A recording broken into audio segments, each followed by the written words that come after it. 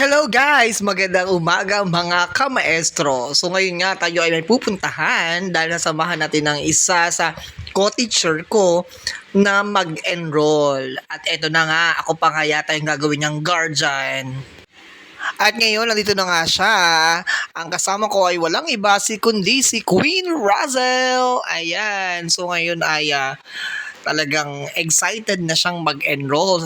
At bago nga kami pumunta sa SLSU Lukban, so dadaanan muna namin yung aming co-teacher kasi doon kami sasakay sa kanyang kotse. Syempre kailangan brainy tayo para makatipid tayo sa pamasahe. Ayan, so kasama na po namin si Sir Michael Alonso. Kasalukuyang din siya actually mag-a-abend din siya ng papers niya doon. So ayan, nandito na kami sa Southern Luzon State University Lukban. At yun, sasamahan ko na nga po si Queen Russell na ayan, malapit na siya. Pak. Sabi ko sa iyo. Ayan, ang dami na nag-enroll. Papasok na siya sa gate. Ayan, at ngayon nga kami ay hanapan namin yung admission office. So ayan, so medyo dyan sa part na yan ay medyo na siya, naguguluhan na siya kung saan siya pupunta. Malapit na siyang gumib up. So nasusura na yan. Ayan, so dahil siya nagtanong na, yan. So kaso yung pinagtanungan niya hindi niya alam. So ayan, nagchat na yan. Medyo naiinip na siya sa part na yan. Okay, so para bang gusto na agad sumukuan, nasa admission pa lamang. At nandito na nga kami sa graduate school. Pagkatapos natin sa admission office, nandito na kami sa program chairperson para tuluyan na mag-enroll sa kanyang program na master. Fill up na siya ng form.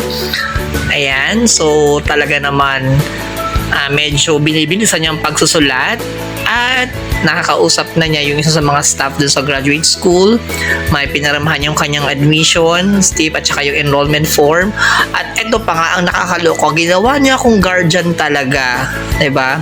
Ang subject natin ngayon Statistics at research ng sabi ko sana wag mahirap na subject nila para mag-enjoy ako. Yung educational foundation ay iisa. Ayan, di ba? So, nakakaloka raw. Yan. So, after that, nandito na kami sa accounting office. Pumipili na siya para kumuha ng billings. And, syempre, tunulungan ko siyang pumilap dun sa cashier para pag dating niya dun, ay madali na siyang makapagbayad. So, at pinila ko rin siya sa register para mabilis din yung kanyang pagpaprocess ng papel. At, eto na nga, punta na kami sa business processing office na kung saan ay magpapa-ID na si Bading. Ayan. So talaga namang siya excited sa kanyang pinagkagagawa dahil next week may pasok na siya. So, andito kami sa business processing office. Ayan. So, di ba? Medyo yan, madaldal siya sa mga part na yan.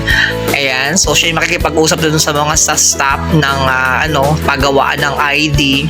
So, ito na nga, ang excited na hindi rin siya nagawa ng ID yung pala. Kailangan pang ikot mula sa Google Forms. Ayan. So, ayan. Ang pambaling ay nakapag-enroll na. Natapos din ang aming 2 oras na pag-enroll. Ayan. So, yan. Excited diyang batang yan. Ayan. So, eto na. Magkasama na ulit kaming dalawa.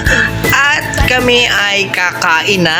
So, happy na naman siya. Siguraduhin mo lang makakatapos ka. Maraming salamat sa panonood. Bye-bye!